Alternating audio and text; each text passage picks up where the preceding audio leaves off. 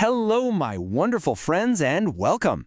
Today, we're going on a magical journey through a storybook. We're going to see how stories can teach us super important things about being brave, being smart, and even about learning new words. Are you ready? Let's go. Oh my goodness, listen to this. We ran to save our lives. It sounds like someone is in big trouble, doesn't it? A scary serpent. It really makes you wonder, what is happening in this story? Let's find out.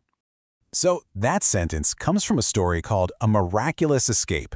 And you know what? Every great adventure starts when someone decides to leave their cozy home and see the world. And our friend in the story? Well, he was just a little bit bored. You see, this man had everything. A comfy bed, lots of yummy food. But he felt like something was missing. He wanted an adventure. So he got on a big ship with his friends and sailed away to find something exciting. At first, everything was perfect. The sun was shining, the water was calm, but then, whoosh, a huge stormy hurricane came. The ship was tossed all around, and after many days, they crashed onto a spooky, scary island. Oh no! And guess what was on that island? As the man and his friends were sleeping, they heard a rustling sound in the bushes. It was a giant, slithery serpent, and it was not friendly at all. It attacked them, and the real adventure had just begun. So scary. Now, things are getting really serious. It's not about having fun anymore. It's about being safe. This is the part of the story where we see our friend become super brave and super smart. This is a really important part. The man was so scared. But then he realized something. Even when you're afraid, that little voice inside you that wants to be safe is even stronger.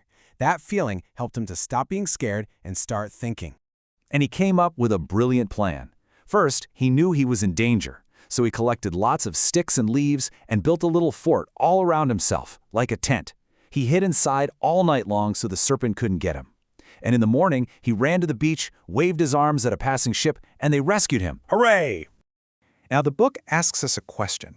What would you have done? If you were on that island with the big serpent, what would your clever plan be? Would you build a little house too? It's fun to think about, isn't it? Okay, so the scary part of the story is over. But wait, the story has a secret mission.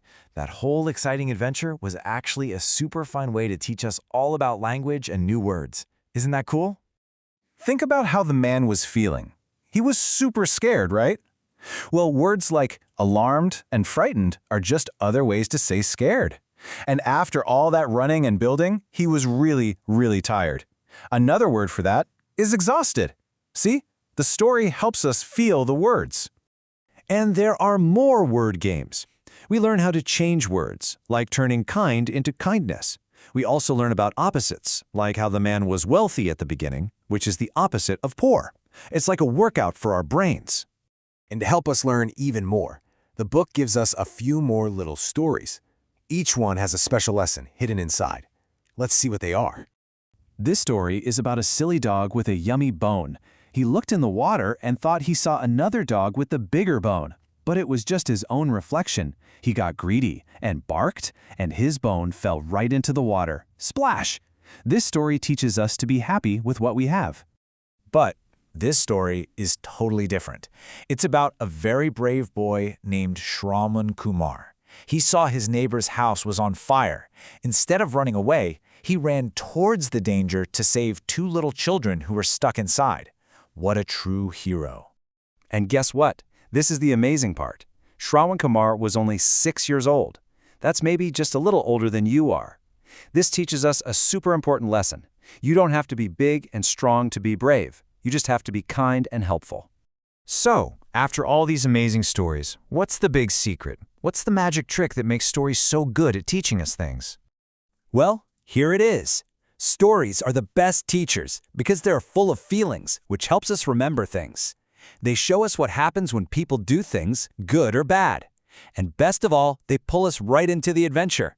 It's so much more fun than just reading a list of rules. And that brings us to my last question for you. Think about your favorite story in the whole wide world. What special lesson did that story teach you? Stories are so powerful, aren't they? Thank you for coming on this adventure with me today. Bye-bye.